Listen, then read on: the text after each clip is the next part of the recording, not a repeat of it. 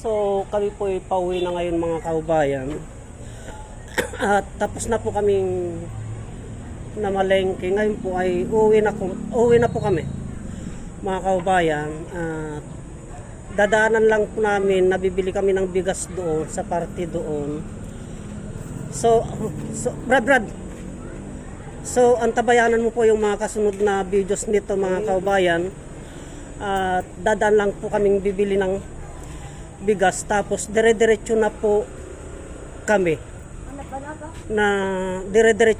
mga kaubayan. Kaya antabayanan nyo yung mga ipapalabas kong mga videos tungkol sa ating mga kapatid na katutubo doon mga kaubayan, doon sa bagong palengke na yun. So uwi na po kami mga kaubayan at kami po pabalik na mga kaubayan.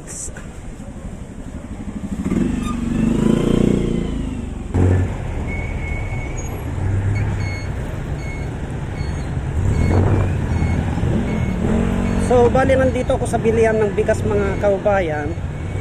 At kami po'y pauwi na. Kaya bali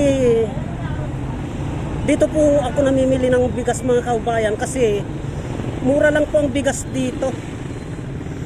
Sa halagang 40 pesos Sambales rice mga kaubayan eh. Sambales rice. Bukod sa masarap na, mura pa po. Kaya nung natikman ko po mga kaubayan ang lasa nitong Sambales rice na ito, ay nawili na po kami.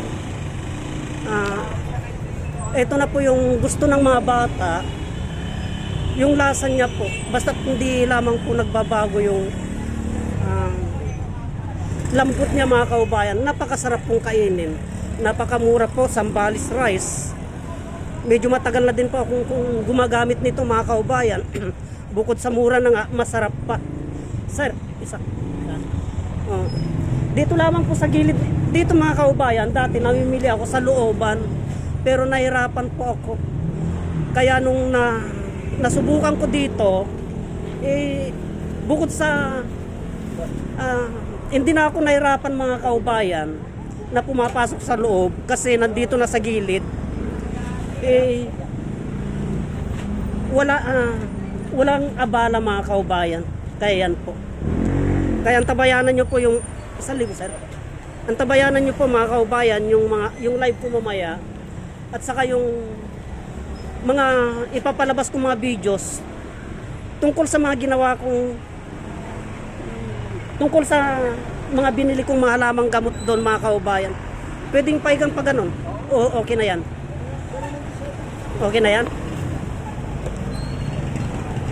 So uwi na kami mga kaubayan. Kaya pansamantalang papatayin ko muna po ang camera mga kaubayan. Hanggang dito na lamang po at marami pong salamat.